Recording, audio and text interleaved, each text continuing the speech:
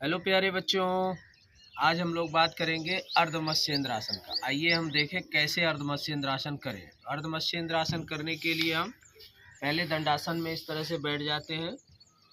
दाहिने पैर को हम बाएं पैर के जंघे के नीचे क्रॉस इस तरह से रखते हैं, ऐसे, और बाएं पैर को दाहिने पैर के घुटने के साइड में क्रॉस करके इस तरह से रखेंगे और दाहिने हाथ को ऊपर की तरफ उठाते हैं श्वास को भरते हुए और एल्बो को क्रॉस करते हैं नी के पास, ऐसे, और फिर इसे रोटेट करके हाथ को बाएं पैर के पंजे के उंगली के अंगूठे के पास ले जाते हैं और इसे होल्ड करते हैं। बाएं हाथ को पीछे की तरफ ले जाएंगे और इस तरह से साइड में रख लेंगे, ठीक है। और हम धीरे धीरे दोनों शोल्डर को एक दूसरे के पैरेलल रखेंगे, गर्दन को पीछे ले जाएंगे और होल्ड करेंगे। होल्डिंग टाइम में हम देख पाते हैं कि हमारे सभी के सभी ध्यान आज्ञा चक्र के पास चला जाता है, यानी कि ललाट पे हम अपना पूरा संपूर्ण ध्यान लगाते हैं। साथ ही साथ हमें अपने कंधे में मजबूती और एब्डोमेन में ट्विस्टिंग, यानी पेट को ट्विस्ट करने वाला, ये ट्विस्टिंग का एक्सरसाइज है। यह आसन आमाशय को, उदर रोग को, कब्ज के रोग को दूर करता है और इसका अवधि जो है वो कम से कम 2 मिनट तक करने का प्रयास करें।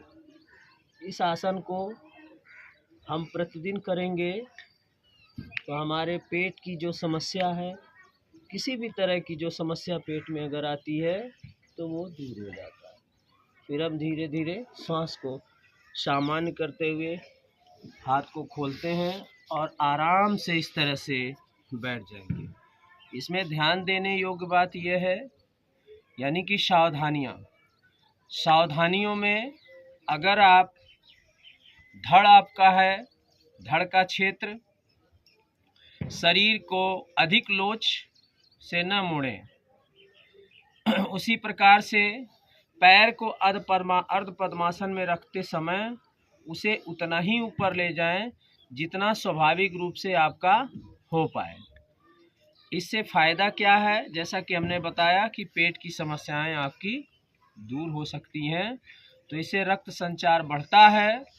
इस आसन को करने से रीढ़ की हड्डी लचीला होता है, चक्रिकाओं को ये तानता है, तंत्रिका तंत्र को तनाव मुक्त रखता है और ये गर्दन की जो तंत्रिका है, इसकी तंत्रिका शक्ति को मजबूत करता है, मस्तिष्क को शरीर के विभिन्न अंगों से जोड़ता है और गर्दन और सिर के दर्द को दूर करता है। पैरों की मांसपेशियां में अधिक लचीलापन आता है। आंतरिक अंगों की ये मालिश करता है, यानी कि हमारे अंदर एब्डोमेन है, हमारा इंटेस्टाइन है, लीवर है, इसकी मालिश करता है।